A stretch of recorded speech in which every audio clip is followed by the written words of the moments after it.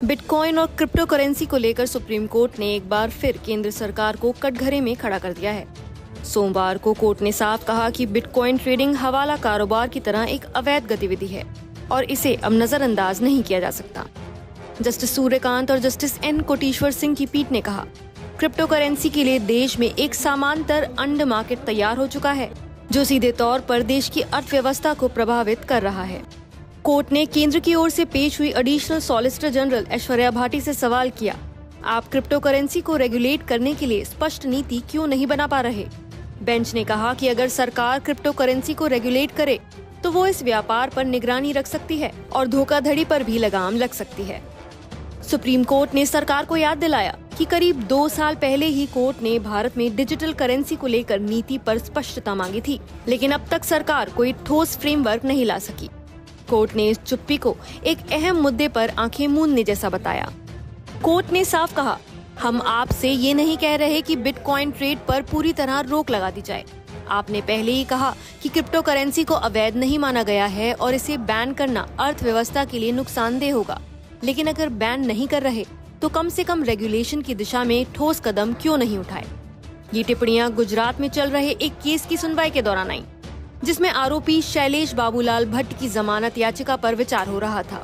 भट्ट पर देश के कई राज्यों में क्रिप्टो धोखाधड़ी और किडनैपिंग के गंभीर आरोप हैं। सरकार की ओर से कहा गया कि भट्ट बिटकॉइन के बड़े व्यापारियों में से एक था और हाई रिटर्न का झांसा देकर लोगों को ठगा।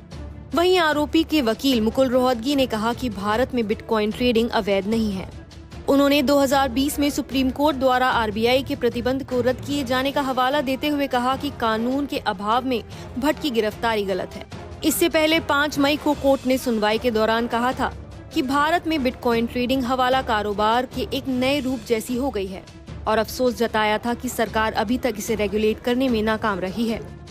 गौरतलब है कि भारत में क्रिप्टो करेंसी को अब तक कानूनी मान्यता नहीं दी गई है, लेकिन न ही इसे पूरी तरह बैन किया गया है। सरकार क्रिप्टो से होने वाले मुनाफे पर 30% फ्लैट टैक्स लगाती है और हर ट्रेड पर 1% टीडीएस भी वसूलती है। आरबीआई कई बार क्रिप्टो निवेश से जुड़े जोखिमों को लेकर चेतावनी दे चुका है और 2021 में एक ड्राफ्ट बिल भी तैयार किया गया था, लेकिन वो आज तक संसद में पेश नहीं हुआ है। जुलाई 2023 में सुप्रीम कोर्ट की एक अन्य बेंच ने केंद्र से पूछा था कि क्या वो क्रिप्टो से जुड़े अपराधों की जांच के लिए एक अलग एजेंसी बनाएंगी। कोर्ट ने तब भी कहा था, ये दुर्भाग्यपूर्ण है कि भारत में डिजिटल करेंसी के लिए ना नीति है, ना जांच के लिए कोई विशेषज्ञ एजेंसी। तो अब बड़ा सवाल यही है कि सरकार सुप्रीम कोर्ट की इस बार की सख्त चेतावनी के बाद क्रिप्टो करेंसी पर कोई कदम उठाएगी। क्या देश को एक स्पष्ट, पारदर्शी और सुरक्षित डिजिटल करेंसी नीति मिलेगी? इस पर सबकी नजर बनी हुई है। नमस्कार, मैं हूं मानक गुप्ता। अगर आपको हमारा ये वीडियो पसंद आया हो तो इसे लाइक और शेयर जरूर करें और हाँ, हमें सब्सक्राइब और फॉलो करना ना भूलें ताकि आप देश और दुनिया की कोई खबर मिस ना करें।